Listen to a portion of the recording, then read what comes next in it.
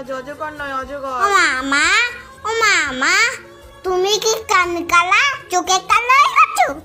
তুমি শুনতে পাচ্ছ না এতবার ডাকছি? কেন, কি হয়েছে বল।